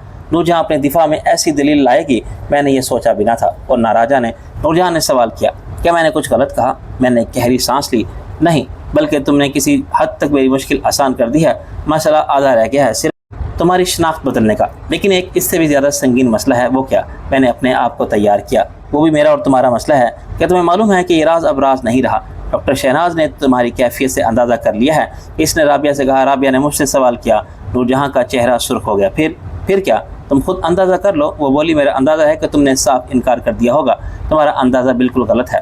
ये खुद राबिया ने कहा कि तुम इसी तरह मुझ पर दबाव डाल रही हो जैसे फरियाल ने कोशिश की थी, लेकिन इसने झूठ बोला था। नूरजहां ने तेज़ लहजे में कहा राबिया भी ऐसा ही समझती है तुम्हारे बारे में? क्या मतलब? मैं भी झूठ का सहारा ले रही हूँ? एक तरफ डॉक्टर साहब की राय है। मैंने कहा इसका मतलब था तुम भी मुझे ब्लैकमेल करना चाहती हो शादी के लिए। नूरजहां ने गुस्से से कहा ये मेरा तुम्हारा मामला है, वो तुम्हें उल्टी सीधी पट्टी क्यों पढ़ा रही है? नंद होने का सबूत दे रही है ना? मेरी समझ में नहीं आ रहा था कि असल बात नूरजहां को कैसे बताऊं। ये कैसे कहूं कि राबिया का इल्ज़ाम इससे कहीं ज़्यादा संगीन है जितना वो समझ रही है। इसने तो साफ कहा था कि वो किसी और का गुनाह तुम्हारे सर मुंड के फ़ायदा उठाना चाहती है। राजा ये समझता है कि तुम अबॉर्शन पर इसलिए राज़ी नहीं कि ये बच्चा कानून की नज़र में मेरा वारिस होगा। देखो तुम्हारे दिल में जो बात है क्या डालो। नूरजहां ने मेरे हाथ पर अपना हाथ रखा। नूरजहां, ये बहुत संगीन मामला इसलिए है कि इसका असर बराह रास्त मेरे सियासी मुस्तकबिल पर पड़ता है। मेरे प्रोग्राम पर पड़ता हुए इस मरहले पर मैं किसी किस्म की बदनामी मोल नहीं ले सकता। बिल्कुल ठीक। इस मसले का तो आसान हल यह है कि तुम मुझसे शादी कर लो। नूर, शादी से मसला हल हो सकता है, लेकिन देखो अभी मेरी माँ का चहलम भी नहीं हुआ। 1 महीना तो है कम से कम, फिर मेरे वालिद भी यहाँ नहीं है, और जब तक इस फैसले पर अमल दरामद होगा बहुत देर हो जाएगी। देर तो पहले ही हो गई है। देर तुमने की और मज़ीद करना चाहते हो। शादी नहीं करना चाहते तो मत करो। मैंने कब तुम्हें मजबूर किया है? तुम मेरी मजबूरी को नहीं समझ रही हो। अगर शादी के 5-6 महीने बाद तुम माँ बन जाओगी तो क्या बातें नहीं बनाई जाएंगी? मेरे तुम्हारे ताल्लुक पर उंगलियां उठाने वाले कहेंगे कि देखा सबूत सामने आ गया ना। और ये मत कहना कि लोगों की बातों को एक कान से सुन के दूसरे से उड़ा देना चाहिए। ऐसा नहीं कर सकता। मैं लोगों के अपने किरदार के बारे में राय ख़राब करना अफोर्ड नहीं कर सकता। इसने एक ठंडी सांस ली। फिर क्या हो सकता है? फिर छोड़ दो मुझे मेरे हाल पर। यह भी नहीं हो सकता। ابھی سے یہ کہا جا رہا ہے کہ میں نے کہا کہ تم اکبر خان کے بچوں کو میرا نام دینا چاہتی ہو۔ وہ مجھے پلک جھپکائے بغیر دیکھتے رہی۔ تم جانتے ہو یہ سچ نہیں، فرق میرے جاننے سے نہیں پڑتا۔ وہ چلائی۔ کیوں نہیں پڑتا؟ یہ کہو کہ تم اپنے بچوں کو بھی اپنا کہنا نہیں چاہتے۔ میں نے کہا چلاؤ مت، ہم دونوں کے لیے ایک ہی باعزت راستہ ہے۔ میں سمجھ گئی تمہارا مطلب، لیکن جان میں نے پہلے ہی بتا دیا تھا کہ میں ایسا نہیں کر سکتی، کبھی نہیں کروں گی۔ دیکھو مجھے آزمائش میں مت ڈالو، ابھی ہم شادی نہیں کر سکتے، شادی ضرور کریں گے لیکن اس بچے کی بدنامی کے ساتھ نہیں۔ جھوٹ بولتے ہو تم، مجھے معلوم ہے تم وقت گزار رہے ہو، تم کبھی مجھ سے شادی نہیں کرو گے۔ خیر مجھے اس رشتے کی صنعت چاہیے بھی نہیں، یہ بچہ ہی میری محبت کی صنعت ہے۔ میں نے آخری کوشش کی، بچے پیدا کرنے کے لیے ایک عمر پڑی ہے، اگر تم نے میری بات نہ مانی تو کیا؟ پھر وہی دھمکی۔ وہ تڑک کے بولی، تم کچھ بھی سمجھنے کو اب کیا رہا ہے؟ تم نے صاف کہہ دیا ہے کہ اس بچے کے ساتھ تم مجھ سے تعلق نہیں رکھ سکتے۔ ٹھیک ہے، جیسی تمہاری مرضی۔ اس کا اندازہ تو مجھے پہلے سے تھا نواب صاحب۔ خاموشی کا ایک طویل اعصاب شکن وقفہ ہمارے درمیان حائل ہو گیا، جس میں ہم دونوں ایک دوسرے کی طرف دیکھنے سے نظریں چراتے رہے۔ مجھے جو کہنا تھا میں نے کہہ دیا۔ نور جہان نے اپنا فیصلہ سنا دیا تھا۔ اب ہم ایک چوراہے پر کھڑے تھے جہاں سے ہمیں مخالف سمتوں میں جانا تھا، لیکن یہ ناممکن تھا، اس لیے کہ ہم اپنی مرضی سے قدم بڑھانے کے لیے آزاد نہیں تھے۔ ہمارے پیروں میں تعلق کی زنجیر تھی جسے توڑنا کسی کے بس میں نہ تھا۔ اچانک نور جہاں نے میری طرف آگے جھک کر کہا، رفیق۔ ایک شخص بہت دیر سے مجھے گھور رہا تھا، اس کے لہجے میں خوف تھا۔ کون شخص؟ میں نے پلٹ کے دیکھا، وہ مجھ سے چند قدم کے فاصلے پر اکیلا بیٹھا سگریٹ پی رہا تھا۔ خطرے کی گھنٹی ایک دم پورے زور سے بج اٹھی۔ پہلے سے میں نے اندازہ کر لیا تھا کہ وہ شخص کون ہو سکتا تھا۔ اس کا ہیئر کٹ سے زیادہ اس کے تیور بتاتے تھے کہ اس کا تعلق پولیس یا کسی خفیہ ادارے سے ہو سکتا ہے۔ میرے سامنے وہی دو ہی راستے تھے، یا میں ثابت قدمی سے انتظار کروں کہ وہ شخص مجھ سے بات کرے یا نور جہاں کو لے کر نکل جاؤں۔ اگر میرا شک درست تھا تو وہ شخص مجھے فرار نہیں ہونے دے گا۔ اس نے نور جہاں کو شناخت کر لیا تھا، اور تو ایک مفرور اور اشتہاری مجرم کی گرفتاری بہت بڑا کارنامہ ہوگی۔ اسے انعام بھی ملے گا اور ترقی بھی ملے گی۔ میں نے آہستہ سے کہا، نور جہاں میں اس سے بات کرتا ہوں، تم موقع سے فائدہ اٹھاؤ اور نکل جاؤ، جو بھی ہو میں اسے روکوں گا۔ اس کا رنگ پیلا پڑ گیا۔ اور تم خود؟ میں نے کہا میری فکر مت کرو، میں نکل آؤں گا۔ ایسا لگتا ہے کہ اس نے تمہیں پہچان لیا ہے۔ یہ کون ہے؟ کوئی پولیس کا آدمی؟ میں نے اقرار میں سر ہلایا۔ باہر دیکھو، ہماری گاڑی دائیں طرف پارکنگ لاٹ میں کھڑی ہے، تم بائیں طرف جاؤ گی، وہ نیچے سڑک دکھائی دے رہی ہے جس سے ہم آئے تھے، مگر گھوم کر تم اس ڈھلوان سے اترو گی تو سیدھا سڑک پر پہنچ جاؤ گی۔ وہیں رک کر میرا انتظار کرنا، میں گاڑی لے کر آتا ہوں، دیر ہو جائے تو گھبرانا نہیں، اور تم نہ آئے پھر تم کو زیادہ دیر رکنے کی ضرورت نہیں، 15 منٹ دیکھنا پھر گھر چلی جانا۔ سڑک سے نیچے جاؤ گے تو تمہیں کوئی نہ کوئی ٹیکسی مل جائے گی، تم لفٹ بھی لے سکتی ہو، گھبرا کے بھاگنا نہیں۔ ادھر لیڈیز واش روم ہے، جاؤ۔ میں آہستہ سے اٹھا۔ وہ شخص کولڈ ڈرنک سامنے رکھے دوسرا سگریٹ جلا رہا تھا کہ میں اس کے سر پر پہنچ گیا۔ اس نے بیٹھی ہوئی آواز میں غرا کے پوچھا، کیا بات ہے مسٹر؟ میں نے کہا، یہ تم بتاؤ، اتنی دیر سے تم میری بیوی کو گھور رہے تھے، تمہیں کسی نے شرافت سے شریف لوگوں میں بیٹھنا نہیں سکھایا؟ وہ اس کتے کی طرح اٹھا جس کی دم پر کسی نے پیر رکھ دیا ہو۔ تیری تو ماں کی شرافت۔ میں نے اس کی گردن دبوچ لی۔ تیری ساری بدماشی 2 منٹ میں نکل جائے گی۔ پھونک نکلتے ہی اس نے ایک جھٹکے سے میرا ہاتھ الگ کیا۔ تو جانتا نہیں میں انسپیکٹر شہروز ہوں؟ کیا ثبوت ہے؟ میں نے دھاڑ کے کہا۔ تیرے پاس کیا ثبوت ہے کہ وہ کنجری تیری بیوی تھی؟ میں نے پہچان لیا ہے اسے، وہ قتل کر چکی ہے اپنے شوہر کو اور مفرور ہے۔ میں نے اس کے سر پر ایک مکہ رسید کیا۔ میری بیوی کو تم نے ایسا کہا؟ وہ چکرا کے کرسی پر بیٹھ گیا۔ اس کا ہاتھ اپنے ریوالور کی طرف بڑھا ہی تھا کہ میں نے اسے کھینچ لیا۔ ریسٹورینٹ میں بیٹھے ہوئے 2 افراد تیزی سے باہر نکل گئے تو ویٹر شور مچاتے ہوئے دوڑے۔ سر یہ کیا ہو رہا ہے؟ میں نے انسپیکٹر شہروز کے پیٹ میں پنچ مارا۔ وہ بلبلا کے آگے جھکا تو میرا گھٹنا پوری قوت کے اس کے منہ پر لگا۔ وہ پلٹ کے پیچھے گرا اور زمین پر لوٹنے لگا۔ قریب آنے والے دونوں ویٹر بھاگ کے دور چلے گئے تھے۔ ان میں سے ایک کاؤنٹر پر رکھے فون کی طرف لپکا۔ میں نے مہلت سے فائدہ اٹھایا اور دروازے کی طرف دوڑ لگائی۔ پارکنگ ایریا تک پہنچنے میں مجھے 2 منٹ بھی نہیں لگے۔ اس وقت وہاں خاصی ہڑبونگ مچ گئی تھی۔ میرا تعاقب کرنے کی ہمت کسی میں نہیں تھی۔ جب میں کار سٹارٹ کر چکا تھا تو مجھے فائر کی آواز سنائی دی۔ یقیناً یہ فائر اس انسپیکٹر شہروز خان نے کیا ہوگا۔ میں نے اسے ایک جیپ کی طرف بڑھتا دیکھا۔ اس وقت وہاں اور کوئی گاڑی نہیں تھی۔ میں نے اپنا ریوالور نکال کے نشانہ لیا اور جیپ کے ٹائر پر فائر کیا۔ فائر میں نے ایک ہاتھ باہر نکال کے کیا تھا۔ میرا دایاں ہاتھ اسٹیئرنگ پر تھا۔ نہ جانے کیسے گولی نشانے پر جا لگی اور جیپ کا ٹائر ایک دھماکے سے پھٹ گیا۔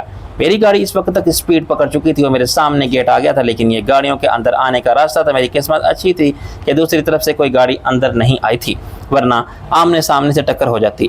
اس شخص نے اچھل کے اپنی جان بچائی جو یہاں آنے والی کاروں کو پارکنگ کا ٹکٹ دینے پر مامور تھا۔ میں واپسی پر باہر جانے والے راستے سے گزرتا تو دوسرا شخص مجھ سے ٹکٹ واپس لیتا۔ یہ ٹکٹ میرے پاس ہی رہ گیا تھا۔ سڑک پر آتے ہی میں نے ایکسیلیٹر دبایا، آگے اترائی تھی۔ گاڑی کی رفتار ایک 80 پر پہنچ گئی تھی۔ پھر میں نے بریک لگایا کیونکہ آگے موڑ تھا۔ بیک ویو میرر میں مجھے اپنے پیچھے کوئی گاڑی دکھائی نہ تھی۔ میرا یہ اندازہ تھا کہ سڑک پر نورجہاں کو موجود ہونا چاہیے، جسے کافی وقت ملا تھا، اور نشیب سے اترتی وہ اسی جگہ پہنچتی۔ وہاں میں نے سلور گرے کلر کی ایک ہونڈا سیوک کو کھڑا دیکھا۔ یہ کسی کار کے رکنے کی جگہ نہ تھی۔ جب میں نے رفتار کم کر کے اس کار کو اوورٹیک کیا تو مجھے اسٹیئرنگ وہیل پر ایک جانی پہچانی صورت نظر آئی۔ وہ بڑی تشویش کے ساتھ باہر جھانک رہی تھی۔ پھر میں نے ایک جوان صحت مند آدمی کو دیکھا، وہ کسی عورت کو سڑک پر سے اٹھا رہا تھا۔ عورت بے ہوش تھی۔ اس پر نظر پڑتے ہی میرا دل اچھل کے حلق میں آ گیا۔ یہ عورت نور جہاں تھی۔ پیچھے لٹاؤ اسے، اسٹیئرنگ پر بیٹھی عورت نے کہا اور پیچھے والا دروازہ کھول دیا۔ میرا پیر ایک دفعہ بریک پر گیا، میری گاڑی رکی اور پھر چل پڑی۔ ایک سیکنڈ میں صورتحال میری سمجھ میں آ گئی تھی۔ گھبراہٹ اور پریشانی میں اوپر سے اترنے والی نور جہاں ٹھوکر کھا کے یا لڑکھڑا کے گری اور نشے پر سے لڑکتی ہوئی سڑک پر آ کے گری۔ یہ بھی ہو سکتا تھا کہ وہ سلور گرے کار کے سامنے آ گری ہو اور کار نے اسے ناک آؤٹ کر کے کچھ دور پھینک دیا ہو۔ میرے دماغ نے بر وقت مداخلت نہ کرنے کا فیصلہ کیا۔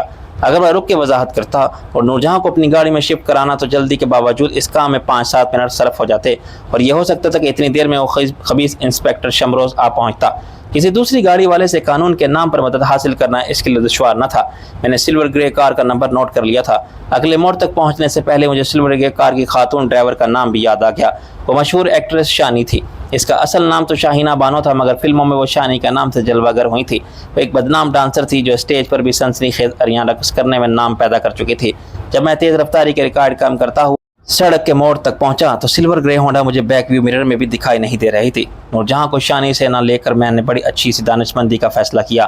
یہ ہو سکتا تھا کہ انسپیکٹر شمروز خان نے فون یا اپنی جیب کے وائرلیس سے آگے پیغام دے دیا ہو کہ اوپر سے آنے والی بلیک کرولا کو روکو، آگے کسی چوک یا سگنل پر پولیس مجھے روک سکتی تھی۔ نور جہاں میرے ساتھ ہوتی تو شمروز خان کی ناکامی پل بھر میں کامیابی بن جاتی۔ اب میری پوزیشن قدرے محفوظ تھی۔ میں انکار ضرور کر سکتا تھا کہ میرے ساتھ کوئی عورت نہیں تھی۔ میں کسی نور جہاں کے ساتھ دامنکو کے ریسٹورنٹ میں نہیں تھا۔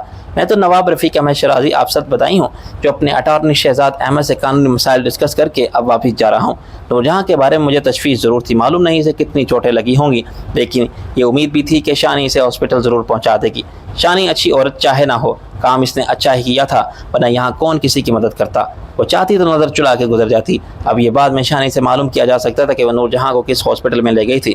ممکن ہے راستے میں نور جہاں کو ہوش آ جائے اور شانی خود اس سے شہزاد کے گھر چھوڑ دے۔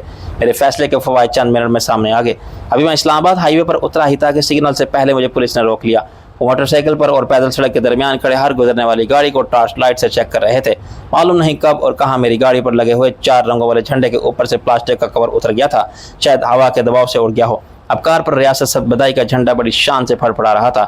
اسلام آباد میں جھنڈے والی گاڑیوں کو بہتات ہے، جن پر پاکستان کا جھنڈا ہو وہ یقیناً وزیر یا صدر جیسے VIP کی گاڑی ہوتی ہے، لیکن ان کے علاوہ ہائی کورٹ اور سپریم کورٹ کے جھنڈے ہیں۔ بے شمار سفارت خانوں کے جھنڈوں والی گاڑیاں تھیں اور اقوام متحدہ کے اداروں کی۔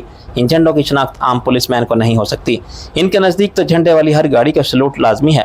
پھر میری گاڑی بھی نئی اور سیاہ رنگ کی تھی، اس کے باوجود انہوں نے مجھے روکا۔ ایک سارجن نے سلوٹ کر کے پوچھا، سر آپ کہاں سے تشریف لا رہے ہیں؟ میں نے کہا فیصل مسجد سے۔ دوسرے نے کار کے اندر ٹارچ کی روشنی ڈالی۔ اندر تو کوئی بھی عورت نہیں سر۔ اس نے اپنے افسر اعلیٰ کو مطلع کیا۔ میں نے کہا مسئلہ کیا ہے؟ تمہیں یہ فلیگ نظر نہیں آتا؟ یہ سفارت خانے کی گاڑی ہے۔ کس ملک کا سفارت خانہ سر؟ وہ عاجزی سے بولا، صد بدائی۔ میں نے کہا اور میں ایمبیسڈر ہوں کیا اب یہ بتانا بھی ضروری ہے کہ میں ڈپلومیٹک انکلیو جا رہا ہوں؟ اس نے پھر مجھے سلوٹ کیا۔ سوری فار دی ٹربل سر۔ میں نے گاڑی آگے بڑھا دی اور پھر بیک ویو مرر میں دیکھا۔ انہوں نے ایک اور سیاہ کرولا کو روک لیا تھا۔ ظاہر ہے انسپیکٹر شمروز خان نے نمبر نہیں دیکھا تھا، ورنہ میرا بچ کے نکلنا محال تھا۔ گاڑی پر خود بخود لہرانے والا جھنڈا معاون ثابت ہوا، لیکن یہ سب سے بڑا فائدہ یہ ہوا کہ گاڑی میں نور جہاں کے نہ ہونے سے میری گاڑی مشکوک نہ رہی۔ انسپیکٹر شمروز نے نور جہاں کا حلیہ بھی بتایا ہوگا اور یہ بھی کہا ہوگا کہ وہ ایک مفرور قاتلہ ہے جس کی گرفتاری پر انعام ہے۔ بعد میں مجھے ایک بچ نکلنے پر ہنسی آئی، لیکن میں نے اپنی حاضر دماغی یا ذہانت پر ناز کرنے سے زیادہ خدا کی مدد کا شکریہ ادا کیا۔ مجھے اب آگے کی فکر کرنا تھی۔ محفوظ راستے پر آتے ہی میں نے راجہ کو فون کیا۔ میں نے کہا راجہ جی سوال بعد میں کرنا، پہلے میری سن لے، اور پھر اسے کم سے کم الفاظ میں انسپیکٹر شمروز خان سے جھڑپ کی راودات سنا دی۔ بس قسمت اچھی تھی کہ میں پکڑا نہیں گیا۔ اب تو کہاں ہے اور تیری قاتل حسینہ کہاں ہے؟ میں نے کہا میں طوفانی رفتار سے پہنچ رہا ہوں صد بدائی، تاکہ وہاں اپنی موجودگی ثابت کر سکوں۔ تجھے کرنے ہیں 3 کام۔ سب سے پہلے فون کر شہزاد کے گھر، میرے ڈرائیور اور محافظوں سے کہہ دے کہ وہ بلا تاخیر وہاں سے نکل آئیں، کوئی بھی گاڑی پکڑے اور صد بدائی پہنچ جائیں۔ ٹھیک۔ دوسرا حکم عالی جا، ایک ایکٹریس ڈانسر ہے شانی، اسٹیج پر بڑے پاکیزہ روحانی رقص پیش کرنے میں نیک نام ہے۔ راجہ نے چلا کے کہا اب کیا اس کے عشق میں مبتلا ہو گیا ہے فقہ پتر؟ میں جانتا ہوں اسے۔ اس وقت نور جہاں کے بارے میں صرف وہی جانتی ہے کہ کہاں ہے اور کس حال میں ہے۔ مجھے اس کا فون نمبر چاہیے۔ سوری، وہ کبھی میری محبوبہ نہیں رہی، ورنہ نمبر میری ڈائری میں مل جاتا۔ راجہ نے کہا راجہ جی کسی فلمی صحافی سے پوچھو، ایسی شہرہ آفاق رقاصہ کا نمبر تو ہر بالغ و نابالغ پاکستانی شہری کے دل پر نقش ہونا چاہیے۔ یہ فون نمبر معلوم ہوتے ہی مجھے SMS کر دے۔ آخر کام یہ ہے کہ یہ ساری بات شہزاد کو بتا دے۔ میری اس سے ملاقات نہیں ہوئی، وہ کورٹ میں تھا، شاید اب گھر پہنچ گیا ہو۔ اسے کہنا کہ ہائی کورٹ میں جو اپیل رانا کی ضمانت کی منسوخی کے لیے دائر کرنی ہے اس پر میرے دستخط خود کر لے، آج کی تاریخ میں اور کل کی درخواست دائر کر دے۔ اس وقت تک میں جی ٹی روڈ پہنچ چکا تھا اور میری گاڑی 100 کلومیٹر کی رفتار سے مندرہ کی جانب بڑھ رہی تھی۔ یہ میری خوش قسمتی تھی کہ میں نے تیز رفتاری میں روڈ سائن پر توجہ ہی نہیں دی اور کہیں بھی موٹر وے پولیس نے مجھے چیک نہیں کیا، ورنہ رفتار کی حد توڑنے پر کئی بار میرا چلان ہو جاتا۔ میں نے ترکی ٹرول پلازا کراس کیا ہی تھا کہ میرے فون کی بیل بجی اور مجھے راجہ کا نام نظر آیا۔ جی راجہ صاحب، کیا خبر ہے؟ خبر اچھی نہیں ہے فیکے پتر، شانی کا فون نمبر مجھے مل گیا تھا لیکن اس سے بات ابھی نہیں ہوئی کیونکہ وہ گھر پر نہیں، ہاسپٹل میں ہے نور جہاں کے ساتھ۔ نور جہاں ٹھیک ہے، مجھے کیا معلوم، گھر والوں نے مجھے شانی کا موبائل فون نمبر دینے سے انکار کر دیا، دیتے ہوئے کیوں؟ نہ جانے کتنے دیوانے مانگتے ہوں گے۔ تو نے کہا نہیں کہ میں بھی صحافی ہوں، یہی تو غلطی ہوگی مجھ سے۔ شانی خود صحافیوں سے ناراض ہے اور گھر پر جس سے بات ہوئی وہ اس کی ماں تھی۔ اس کا خیال ہے کہ اس کی بیوی بہت معصوم ہے، اسے کسی بھی بات کا پتہ نہیں، یہ صحافی ہیں جو اسے بدنام کرتے ہیں۔ خیر پھر میں نے دوسری بار فون کیا تو کہا کہ وہ میری بیوی کو کسی ہاسپٹل میں لے گئی ہے، اس کا ایکسیڈنٹ ہو گیا ہے، شانی کی گاڑی سے مجھے اپنی بیوی کی خیریت معلوم کرنی ہے۔ پھر بڑی بی نے کہا کہ اچھا 5 منٹ بعد فون کرنا۔ میں نے بیوی سے پوچھ لوں، 5 منٹ بعد اس نے مجھے شانی کا موبائل نمبر دیا لیکن وہ بند تھا۔ میں نے پھر گھر فون کیا اور پوچھا کہ وہ کس ہاسپٹل میں ہے۔ اب میں ہاسپٹل جا رہا ہوں۔ کون سے ہاسپٹل؟ شانی پی ایمس لے گئی تھی، اسے میرا خیال ہے 2 گھنٹے لگیں گے لیکن تو فکر نہ کر، میں صورتحال کو سنبھال لوں گا۔ تیرے ساتھ کون ہے؟ میں نے پوچھا۔ وہ بولا شیر خان اور ایک گارڈ۔ میں نے کہا میں بڑی الجھن میں پڑ گیا ہوں، آگے جاؤں یا واپس؟ میں آدھے راستے میں ہوں۔ میں نے کہا نہ فکر کرنے کی ضرورت نہیں، تو گھر پہنچ اور پھر آرام سے جا عبداللہ جان سے ملنے۔ آرام سے میں کیسے رہ سکتا ہوں؟ پریشانی تو رہے گی نا، پتہ نہیں نور جہاں نے شانی سے کیا کہا ہوگا، ہوش میں آنے کے بعد شانی نے ہاسپٹل والوں کو کیا بتایا ہوگا۔ یار میں تجھے فون کر کے بتاتا ہوں، ابھی 1 گھنٹے میں تیرا ادھر آنا مزید مسائل نہ کھڑے کر دے۔ اس ایک مسئلے سے جیسے تو نمٹ سکتا ہے ویسے ہی میں بھی نمٹ سکتا ہوں، بھروسہ رکھ مجھ پر، اللہ بہتری کرے گا۔ میں نے کہا چل ٹھیک ہے راجہ، میں منتظر ہوں تیرے فون کا۔ اسلام آباد سے ستبدائی کا راستہ جو عام طور پر 2 گھنٹے میں طے ہوتا تھا میں نے 1.5 گھنٹے میں طے کیا اور اللہ کا شکر ادا کیا۔ میں کسی حادثے سے 2-4 نہیں ہوا تھا، میری رفتار بہت زیادہ تھی اور میں ذہنی انتشار کا شکار بھی تھا۔ راجہ کے کچھ بتائے بغیر اچانک روانگی نے خواتین کو بدحواس کیا تھا۔ پھر میں پریشان حالی کی تصویر بنا پہنچا تو ان پر باقاعدہ گھبراہٹ سوار ہو گئی۔ رابعہ نے مجھے اپنے کمرے میں جاتا دیکھا تو میرے پیچھے لپکی۔ آخر یہ ہو کیا رہا ہے کزن؟ اس نے ایک ہاتھ کمر پر رکھ کے تیکھے لہجے میں سوال کیا۔ میں صوفے پر گر گیا۔ کیا ہو رہا ہے؟ تم کس کی بات کر رہی ہو؟ میں نے آج سارا دن خبریں نہیں سنی، بات کو مت ٹالو۔ ابھی راجہ صاحب کچھ بتائے بغیر بھاگے ہیں گاڑی لے کر۔ پوچھا تو شہناز پر گرم ہو گیا کہ کیا ضروری ہے جہاں جاؤں تمہیں بتا کے اور تم سے اجازت لے کر جاؤں؟ ہر بات عورتوں کو بتانے کی نہیں ہوتی، یہ تو اس نے ایک عالمی سچائی بیان کی ہے اور اب تم چلے آ رہے ہو بھاگے ہوئے، شکل ایسی بنا رکھی ہے جیسے بھوت تمہارے پیچھے لگا ہوا ہے۔ میں نے کہا 3 چڑیلوں کو دیکھ کر ایسی حالت ہو گئی ہے میری، مت بتاؤ، بھاڑ میں جاؤ۔ وہ پیر پٹکتی واپس گئی۔ میں نے کہا ریشم سے کہنا کافی دے جائے اور وہ دروازہ آہستہ بند کرنا۔ حسب توقع اس نے پلٹ کے کہا میں خود لاتی ہوں، کافی زہر ملا کے، اور دھڑ سے دروازے کو اپنے پیچھے بند کر گئی۔ اس وقت میں تھوڑی سی تنہائی اور سکون چاہتا تھا۔ جوتے اتار کے میں نے واش روم کا رخ کیا۔ ابھی 7:30 بجے تھے۔ DIG عبداللہ جان سے ملاقات کے لیے 8 سے 8:30 کے درمیان جاتا تو بآسانی 9 ساڑھے 9 تک پہنچ سکتا تھا۔ تکان دور کرنے کے لیے میں نے غسل کیا اور خود کو کافی بہتر محسوس کیا۔ ریشم کافی لے کر آئی تو مگ میز پر رکھ کے خاموشی سے سٹک گئی۔ غالباً سے رابعہ سے معلوم ہو گیا تھا کہ میرا موڈ خراب ہے۔ اسی وقت میرا فون گنگنایا اور میں نے راجہ کا نام دیکھا۔ یس مہاراجہ، سب ٹھیک ہے نا؟ اس نے کچھ تذبذب کے ساتھ کہا۔ ہاں کسی حد تک راجہ، کھل کے بات کر۔ نور جہاں ٹھیک ہے؟ نور جہاں ٹھیک ہے، ہاسپٹل کے ایک کمرے میں ہے، سو رہی ہے، جہاں اس کا نام مسز قزلباش لکھا گیا ہے۔ یہ قزلباش کون ہے؟ یہ مجھے بھی نہیں معلوم۔ شانی نے مجھ سے کہا کہ میں کیا کرتی، کوئی نام تو بتانا تھا، اور لڑکی بے ہوش تھی۔ میں نے اس کا بیگ بھی دیکھا، اس سے کچھ پتہ نہیں چلا۔ اس نے یہ کیوں ضروری سمجھا کہ نور جہاں کسی قزلباش کی بیوی بتائے؟ اور رخسانہ، فرزانہ، شبانہ کچھ بھی بتا سکتی تھی۔ نام کا مسئلہ بعد میں پیدا ہوا۔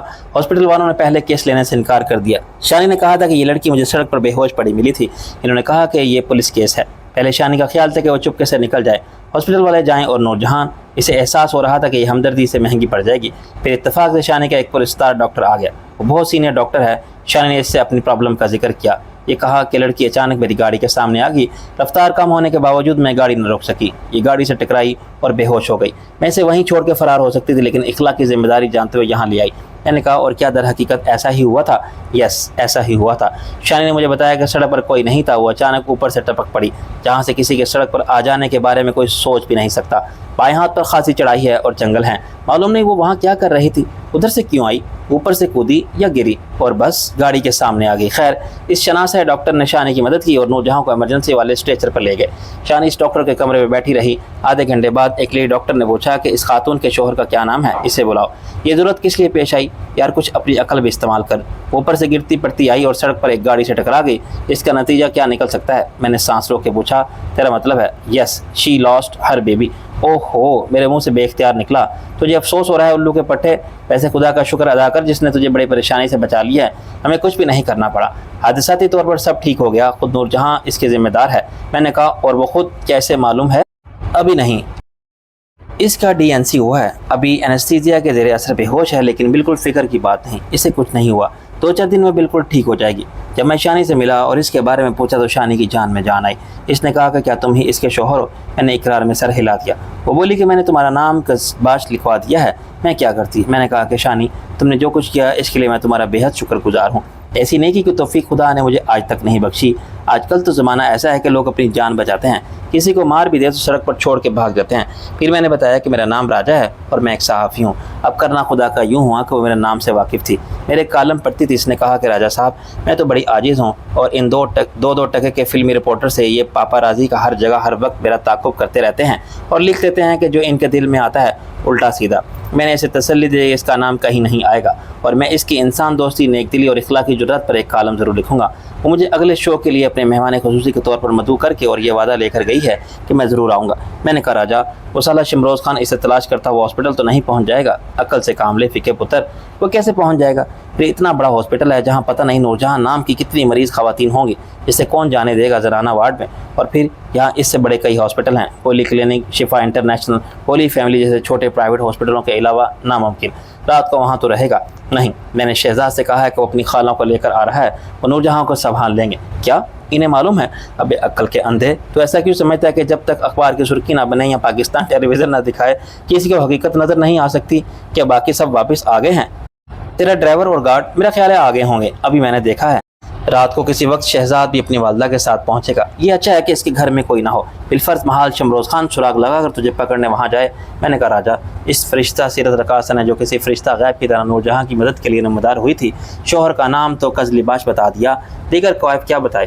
ان کا پتہ اور یہ وہ کیا کرتے پتہ ہے اس نے اپنا ہی بتا دیا تھا. کز لباش صاحب کے بارے میں کہا کہ وہ بزنس کرتے ہیں, فون نمبر بھی اپنا ہی دیا. ہاسپٹل میں یہ خانہ پوری تو کرنی ہی پڑتی ہے. ایک موبائل فون نمبر نور جہاں کے پاس بھی تھا. یہ پوچھا تھا میں نے. شانی نے کہا کہ موبائل فون ہوتا تو مجھے کیا مسئلہ تھا, میں اس کی میموری میں کوئی بھی نام نکال کے فون کر دینی, لیکن فون کام نہیں کر رہا تھا. غالباً اس کے ہاتھ میں تھا, وہ گری تو سیٹ کو نقصان پہنچا. آج تو واقعی بال بچ گئے ہم. چل اب آئندہ کی خیر مانگ. شہزاد آ گیا اور دیکھ, غنی کو میں نے بریف کر دیا تھا. اول تو اس کا امکان مجھے نظر نہیں آتا کہ یہ شمروز خان کوئی بڑا جاسوس اعظم ثابت ہوا ہو اور میری بو سونگتا ہوا سچ بتائی پہنچے, لیکن اس سے زیادہ ہوشیاری دکھائی تو غنی ہی اس سے نمٹ لے گا. اسے بتا دے گا کہ 3 دن سے نواب صاحب حویلی سے باہر نہیں نکلے. روانگی سے قبل میں نے عبداللہ جان کو فون کیا. میں نے سوچا پہلے آپ کی موجودگی کنفرم کر لوں. اس نے کہا تشریف لائیے, میں چشمے بر رہا ہوں. دراصل آپ جیسے حکام بالا کی اچانک مصروفیت نکل آتی ہے. اس نے کہا بجا ارشاد فرمایا, لیکن ایسا ہوتا ہے تو میں آپ کو مطلع کرنا کبھی نہ بھولتا, ورنہ آپ کہتے طاقت مہمان نداشت خانہ با مہمان گزاشت. میں نے کہا اب آپ فصیح اردو سے فارسی پر آ گئے ہیں, ذرا مطلب بھی سمجھا دیجئے. وہ ہنسا. مطلب یہ کہ مہمانداری سے بچنے کے لیے میزبان گھر چھوڑ کے بھاگ گیا. زندگی میں کامیابی کچھ لوگوں کو لاٹری میں نکلنے والی دولت کی طرح خوش قسمتی سے ملتی ہے, لیکن بیشتر کی ترقی کا راز اس کی صلاحیت اور محنت ہی ہوتا ہے. زندگی کے تمام معاملات میں جذبات سے خالی نہ ہونا اور دماغ کو ٹھنڈا رکھتے ہوئے راہ عمل متعین کرنا بھی ایک صلاحیت ہے جو DIG عبداللہ جان کے رویے میں صاف نظر آتی تھی. وہ ہر حال میں اپنا راستہ کسی کیلکولیٹر جیسے دماغ کی مدد سے متعین کر سکتا تھا. کبھی ظاہر نہیں ہونے دیتا تھا کہ وہ کیا کہہ رہا ہے اور کیا کر رہا ہے, اس کے دل میں کیا ہے اور زبان پر کیا. نہ اس کی دوستی کا پتہ چلتا تھا نہ دشمنی کا. کچھ لوگ بڑے گہرے ہوتے ہیں, لیکن ان پر منافقت کا ٹھپا نہیں لگایا جا سکتا, کیونکہ ان کے قول و فعل کا تضاد بھی ایک منطقی جواز رکھتا ہے. عبداللہ جان ایسا ہی آدمی تھا جسے سمجھنا مشکل تھا. میں نہ اس کی حمایت پر تکیہ کر سکتا تھا اور نہ اس کی مخالفت مول لے سکتا تھا. بظاہر وہ بہت نفیس اور شائستہ انسان تھا اور پولیس جیسے بدنام زمانہ محکمہ میں اسپٹ نظر آتا تھا, لیکن اس کی ترقی اس کی اہلیت کا ثبوت تھی. کچھ دیر کی رسمی گفتگو کے بعد حرف مطلب اس کی زبان پر آ گیا. میں خود بھی سمجھ رہا تھا کہ وقت محدود ہے اور میں نصف شب تک صرف گپ شپ نہیں کر سکتا. کہیے نواب صاحب, آپ کا مشن کس حد تک کامیاب رہا؟ میں نے کہا کون سا مشن؟ اچھا میں سمجھا آپ شامی بادشاہ کو قائل کرنے کی بات کر رہے ہیں. پہلے تو یہ بتائیے اس سے رابطہ کیسے ہوا؟ ہمارے ہاتھ تو آتا نہیں. انہیں خوبصورتی سے ٹال دیا. کیا اس کی اہمیت ہے سر؟ نہیں, اہمیت تو مقصد کی ہوتی ہے. وہ پینترا بدل گیا. اخبار والے متحد رہتے ہیں, مصدقہ ذرائع سے معلوم ہوا ہے, اور آپ لوگ کہتے ہیں کہ پولیس ذرائع کے مطابق عقل مندوں کو اشارہ کافی ہوتا ہے. ظاہر ہے یہ بھی غیر اہم ہے گفتگو فون پر ہوئی یا بلا مشافہ. اس نے سر ہلایا. بالکل یہ بھی غیر اہم ہے کہ کب اور کہاں بات ہوئی۔ میں نے کہا میں نے آپ کی پیشکش اس کے سامنے رکھی اور اس نے میری بات سنی، مجھے امید ہے وہ مان جائے گا، لیکن قدرتی طور پر اس کے ذہن میں شکوک نے کچھ سوالات کو جنم دیا۔ ابھی میرے پاس کسی کا جواب نہیں تھا کیونکہ جواب آپ فراہم کریں گے۔ اس نے اتفاق کیا، سوالات مجھے بتائیے لیکن کھانا جاری رکھیے۔ اگر یہ دعوت نواب شرازی کے خوان نعمت سے مطابقت نہیں رکھتی تو میری معذرت۔ دعوت شراز کا حوالہ غالباً حافظ شرازی سے منسوب ہے، جو ایران کے شہر شراز کے نامور شاعر تھے۔ کسی دعوت میں سادگی کی یہ انتہا ہوئی کہ وہ دریا کنارے بیٹھ کر روٹی کو دریا کے پانی میں بھگو کر کھاتے رہے، اور اس شان کلندری کو دعوت شراز کہا گیا۔ میں اپنے نام کے ساتھ شرازی لگاتا تھا، چنانچہ عبداللہ جان کے حوالے نے مجھے حیران کر دیا۔ میں نے کہا فرض کریں شامی خود کو قانون کے حوالے کرتا ہے تو کس کے حوالے کرے؟ قانون کون ہے یہ طے کیا جا سکتا ہے، رائٹ؟ یہ ٹھوس ضمانت کون دے سکتا ہے کہ وہ قانون کا نمائندہ ہے جس کی ضمانت پر بھروسہ کیا جا سکتا ہے؟ آپ قانون کے نمائندے ہیں، وزیر داخلہ ہیں یا چیف جسٹس ہیں؟ کون ایک آدمی ہے جو یہ کہے کہ میں ذمہ دار ہوں؟ نمبر 2، وزیر داخلہ یا وزیر قانون بھی سیاستداں ہوتے ہیں، آج جیل کے اندر کل جیل ان کے انڈر۔ کہہ کے مکر جانا یا بدل جانا سیاست کا چلن ہے، کسی کے وعدے کی ضمانت کیا ہوگی؟ میں نے کہا آپ میرا دستخط شدہ استعفیٰ رکھ لیں، وعدہ خلافی ہوگی تو میں خود اسے میڈیا کی موجودگی میں آئی جی صاحب کے حوالے کروں گا کہ وعدہ خلافی پر میں بطور احتجاج مستعفی ہوتا ہوں۔ گستاخی باپ، یہ ایک پاؤں کے بعد دوسرے پر کلہاڑی مارنے والی بات ہے۔ خدا نہ خواستہ شامی ہتھیار ڈالنے آئے اور اسے مار دیا جائے یا پکڑ لیا جائے، یہ ایک نقصان۔ پھر آپ اپنی اچھی بھلی نوکری قربان کریں، یہ دوسرا نقصان۔ شامی جان سے گیا، آپ نے عمر بھر کی کمائی حاصل کیا ہوا؟ چلیے پھر آپ ہی بتائیے۔ میں نے کہا ابھی میں نے سوچا نہیں، اس لیے میرے ذہن میں کچھ نہیں، آپ ہی سوچئے۔ شامی نے سوچنے کے لیے 3 دن مانگے تھے، اس میں سے 1 دن گزر گیا ہے، اتنا ہی وقت ہمیں بھی کافی ہونا چاہیے۔ اوکے 2 دن میں قطعی صورت سامنے آ جائے۔ میں نے کہا چند چیزیں آپ طے شدہ سمجھ لیں، شامی کے ساتھ اس کے 10 ساتھی ہتھیار ڈالیں گے، معافی اور تمام مقدمات کی واپسی کے وعدے پر، اسے یقین دہانی پر کہ انہیں باعزت شریفانہ زندگی گزارنے کے تمام مواقع فراہم کیے جائیں گے۔ یہ پیشکش کی بنیاد ہے۔ اگر یہ موقع آتا ہے اور کوئی اجتماع یا تقریب ہو جس میں متعلقہ تمام فریق آمنے سامنے ہیں اور ضروری ہو تو کسی دستاویز پر دستخط کریں معتبر گواہوں کی موجودگی میں، تو یہ سب میری صد بدائی کی حویلی میں ہوگا، آف کورس آفس یا کورٹ پہ نہیں۔ اس پر کسی کو اعتراض نہیں ہو سکتا، اس پہ میری حیثیت صرف ایک سالس کی ہے، میں فریق ہوں نہ گواہ۔ اگر کسی کی وعدہ خلافی یا بدعہدی نقصان مجھے ضرور ہوگا، یہ میں جاننا چاہتا ہوں۔ پھر بھی میں محاورے کے مطابق پنگا لے رہا ہوں کیونکہ آپ نے بھی مجھ پر اعتماد کا اظہار کیا ہے اور فریق ثانی بھی ایسا ہی سمجھ رہا ہے۔ آسان اور محفوظ راستہ یہ تھا کہ میں صاف انکار کر دیتا کہ میں اس بکھیڑے میں کیوں پڑوں، اور پنگا میں اس لیے نہیں لے رہا ہوں کہ میں وقوف یا اناڑی ہوں، میں ایک کیلکولیٹر گیم کھیل رہا ہوں جس میں کامیابی کے امکان روشن ہیں، اور یہ کامیابی خود میری پوزیشن کو مستحکم کر سکتی ہے۔ آپ نے بالکل ٹھیک کہا، 2 دن بعد میں ایک فائنل پلان آپ کو دوں گا۔ میں نے کہا یہ بات ہم یہاں ختم کرتے ہیں۔ وہ اٹھا، لیکن ابھی آپ کو جانے کی اجازت نہیں ہوگی۔ کیا یہ ایک پولیس افسر کا حکم ہے؟ میں نے ہنس کے کہا جی، 1 کپ چائے یا کافی پی لیں پھر آپ آزاد ہیں۔ میں نے کہا اس کے بغیر بھی میں خود بھی نہ جاتا کیونکہ ابھی میں نے اپنی بات تو کی ہی نہیں۔ ہاں کل یہ بات اس لیے نہیں ہو پائی تھی کہ میں بے حد مصروف تھا۔ مجھے تو یہ بھی بعد میں معلوم ہوا کہ وزیر داخلہ صاحب سے آپ کی کوئی ملاقات ہوئی۔ آپ کے جانے کے بعد انہوں نے مجھے طلب فرمایا۔ وہ اس وقت بہت زیادہ خفا ہیں، وجہ آپ کو بہتر معلوم ہوگی کہ وہ کیوں خفا تھے، اندازہ مجھے بھی ہے لیکن میں اس پر بات نہیں کروں گا۔ انہوں نے کہا کہ یہ نواب رفیق میں شرازی یہ آپ کے لیے کوئی پرابلم تو پیدا نہیں کر رہا؟ میں نے کہا کہ ابھی تک تو نہیں۔ انہوں نے فرمایا کہ حکومت کے نوٹس میں کچھ باتیں آئی ہیں، اس علاقے کے نمائندے رانا راجبری ہیں، یہ ان کے لیے مسائل کھڑے کر رہا ہے۔ انہوں نے آپ کی ڈیوٹی لگا دی ہے مجھے سمجھانے کے لیے، نہیں آپ کا دماغ درست کرنے کے لیے۔ عبداللہ نے کہا خراب دماغ کیسے ہوتا ہے؟ آپ تو اس کے ماہر ہیں۔ میں نے کہا دیکھیے میں نے پہلے بھی آپ سے کہا تھا، وہ ایک مخلصانہ قسم کا مشورہ تھا، لائف کو انجوائے کریں، ان حالات کو درست کرنے کے خبر میں مبتلا نہ ہوں جو 20 صدی سے ابتری کی جانب رواں ہیں۔ اصولی طور پر میں آپ کا ہم خیال ہوں، عملی طور پر مخالف۔ کیا یہ تو عملی نہیں، یہ مجبوری ہے۔ آپ بند کے ایک شگاف کو بند کر سکتے ہیں، جب بڑھتے وہ شگاف اتنا بڑا ہو جائے کہ بند کو بہا کر لے جائے تو کیا آپ بہاؤ کو روک سکتے ہیں؟ آپ خود بہہ جائیں گے۔ میں تو آپ کو یہی مشورہ دوں گا تاکہ جان بچائیے اور بھاگ جائیے۔ کچھ دیر بعد میں نے کہا آپ کی مجبوری ہے نوکری۔ اس نے اقرار میں سر ہلایا۔ یہ نوکری میرے خاندان کی ضرورت ہے، اس کے سوا میرے پاس کچھ نہیں۔ میرے ماں باپ نے بڑی مشکل سے میری کفالت کی تھی، وہ پولیس میں سب انسپیکٹر تھے، اس عہدے تک وہ 35 سال نوکری کرنے کے بعد پہنچے تھے۔ ان میں وہی امراض لاحق تھے، فرض شناسی اور ایمانداری کے۔ وہ واقعی سمجھتے تھے کہ رشوت جہنم کا ایندھن ہے اور انہوں نے حرام کھایا تو یہ ان کی اولاد کے خون میں شامل ہو جائے گا۔ یہ اثر تھا ان کے اپنے والد کی تعلیم کا جو ڈاک خانے کے باہر منشی تھے، لوگوں کے خط لکھتے تھے اور منی آرڈر فارم پر کرتے تھے، سنجیدگی سے مانتے تھے کہ رزق کی فراہمی اللہ کی ذمہ داری ہے۔ چنانچہ انہوں نے 2 شادیاں کی تھی اور بڑا انصاف رکھا، دونوں بیویوں کے ساتھ بچے ہوئے، سب نے رکھی سکھی کھائی اور موٹے چھوٹے کپڑے پہنے اور خدا کا شکر ادا کیا۔ میرے والد کو پولیس کی نوکری ملی تو ان کے ابا نے سامنے بٹھا کے قرآن پر عہد لیا کہ وہ ظلم نہیں کریں گے اور رشوت نہیں لیں گے۔ ابا نے یہ عہد نبھایا۔ شاید ان کی بھی مجبوری تھی، اپنے باپ سے اور خدا سے کیے ہوئے عہد کو توڑنے کی ان میں ہمت نہیں تھی۔ روز محشر وہ سرخرو ہوں گے یا نہیں اس کا تو مجھے علم نہیں، لیکن محکمے کی نظر میں ان کے اعمال ناپسندیدہ رہے۔ تاہم چند افسران بالا کی وجہ سے ان کی نوکری چلتی رہی۔ وہ قیدیوں کو جیل سے کچہری لے جانے والی گاڑی کے نگراں تھے کہ راستے میں گاڑی پر حملہ ہوا۔ کچھ ڈاکو اپنے ساتھیوں کو چھڑانا چاہتے تھے۔ انہوں نے ابا سے بات کی تھی کہ وہ مقابلہ ضرور کریں، لیکن گولیاں دائیں بائیں اوپر نیچے چلاتے رہے۔ یہ 1 لاکھ کا سودا تھا جو 30 سال پہلے اتنے ضرور ہوتے تھے جتنے آج کے 10 لاکھ۔ ابا نے انکار کر دیا اور اپنے افسران بالا کو خبر پہنچا دی۔ افسران بالا نے ابا سے کہا اب تم فکر نہ کرو، دوسری طرف ڈاکوؤں سے کہا کہ تم فکر نہ کرو، میرے پاس ثبوت کچھ نہیں۔ جب حملہ ہوا تو مقابلہ شروع ہونے سے پہلے ہی پہلی گولی ابا کو لگی۔ یہ ان کے اپنے ایک ماتحت نے چلائی تھی، ابا کا نشانہ لے کر۔ میں اندم بخود سن رہا تھا۔ آپ کو یہ معلوم کیسے ہوا؟ بہت عرصہ بعد جب میں خود پولیس میں بھرتی ہوا تو ان کے ایک دوست نے بتایا تھا کہ میں نے ایسا سنا ہے۔ ابا کی وفات کو شہادت کہا گیا، وہ ڈاکوؤں کا مقابلہ کرتے مارے گئے تھے۔ خود آئی جی صاحب پولیس لائن میں ان کے نماز جنازہ میں شرکت کے لیے آئے تھے۔ انہوں نے بیوہ کو نقد 10,000 انعامی سند اور یہ یقین دہانی کرائی تھی کہ اس سے سرکاری کوارٹر خالی نہیں کرایا جائے گا اور انٹر کے بعد اس کے بیٹے کو پولیس میں نوکری دے دی جائے گی۔ وہ 10,000 کتنے دن چلتے، لیکن رہنے کی جگہ تھی اور سال بھر پھر بعد مجھے شہداد پور کے پولیس ٹریننگ سینٹر بھیج دیا گیا، جہاں سے میں ASI بن کے نکلا۔ ابا کی زندگی کے دونوں پہلو مجھ پر اثر انداز ہوئے، ایک ان کا کردار اور دوسرا ان کا انجام۔ میں نے ظلم نہیں کیا، رشوت بھی نہیں لی، لیکن ہر موقع سے فائدہ ضرور اٹھایا۔ میں نے ان کی طرح شہادت کے مرتبے پر فائز ہو کے اپنی بیوی کو صرف انعامی سند کے ساتھ چھوڑنا قبول نہیں کیا۔ میرا بیٹا بھی نہیں تھا جو باپ دادا کی روایت آگے بڑھاتا اور محکمہ پولیس میں ان کا جانشین بن سکتا۔ میری صرف 4 بیٹیاں ہیں جن کو دیکھ کر میرا سر فخر سے بلند ہو جاتا ہے۔ ان میں سے 2 ڈاکٹر ہیں، ان کے شوہر بھی ڈاکٹر ہیں، ایک کالج میں پڑھاتی ہے اور اچھی شاعر ہے، چوتھی لندن اسکول آف اکنامکس سے ماسٹر کر رہی ہے۔ میرے پاس جو بھی ہے یہی تنخواہ ہے اور یہی نوکری میرا اثاثہ ہے۔ میں نے لاہور میں اپنا مکان بنا لیا ہے اور امید رکھتا ہوں کہ IG کے عہدے پر ریٹائرمنٹ میں میرے کیریئر کی معراج ہوگی۔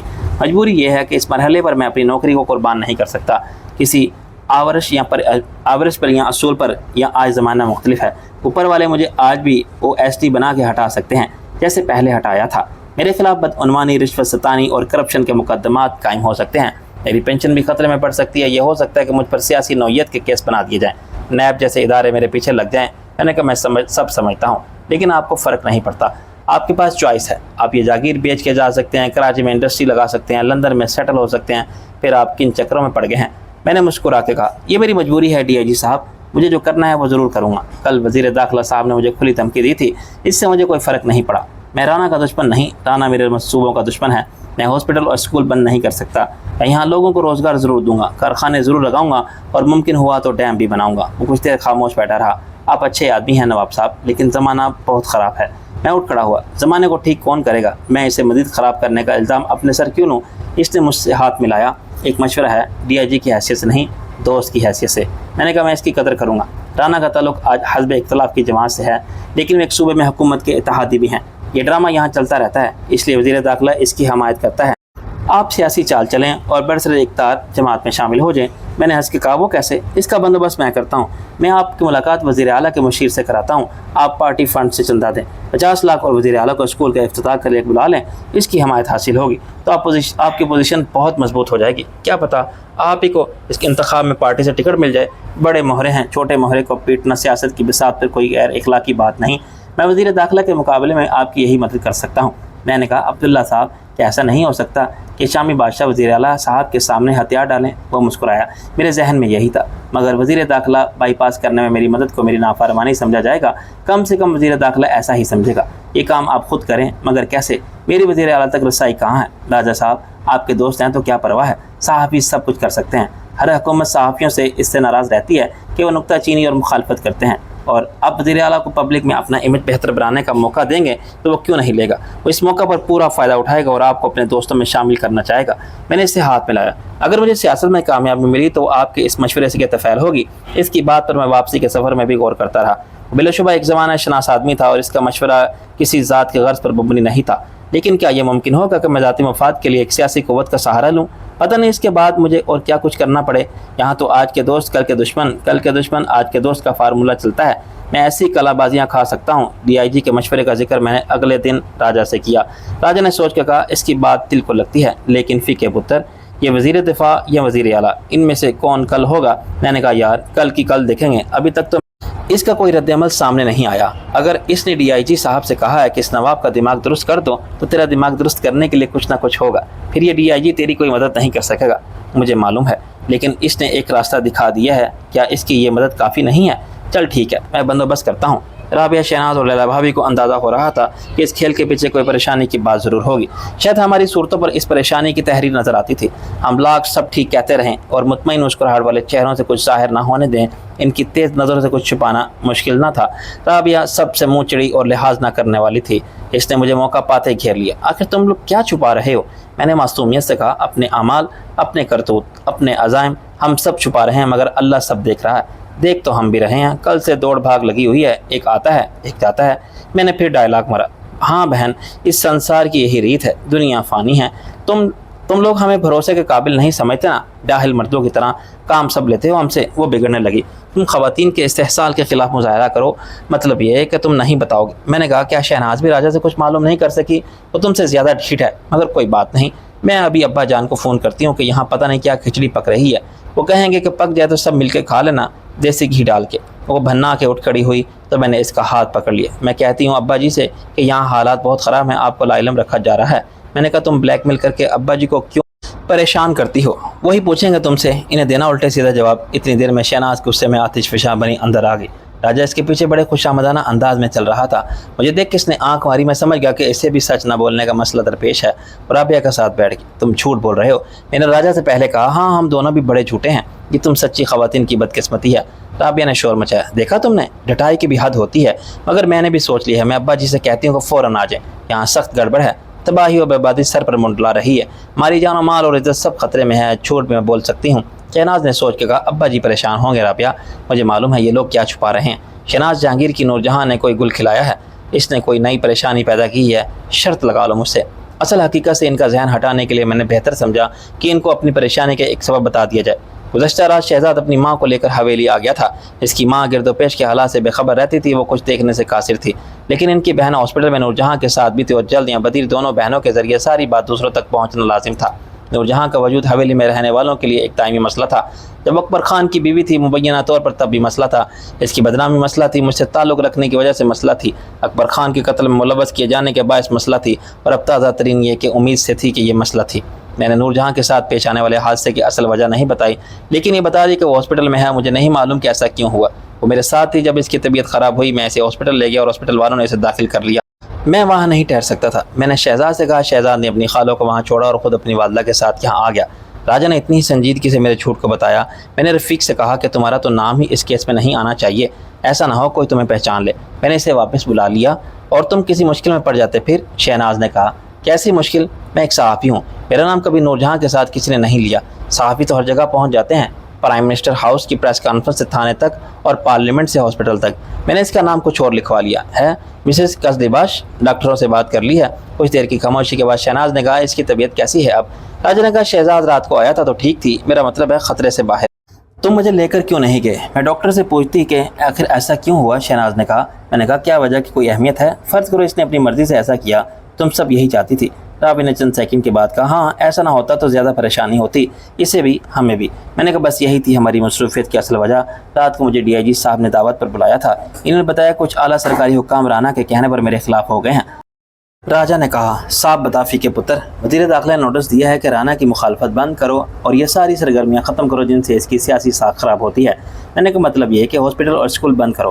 اگر میں سچ بدائی کا ترقیاتی منصوبہ چلانا ہی چاہتا ہوں تو رانا صاحب کی حمایت سے چلاؤں، انتخابات میں ان کے حریف بننے کا خیال بھی دل میں نہ لاؤں، ورنہ کیا؟ رابعہ نے پوچھا۔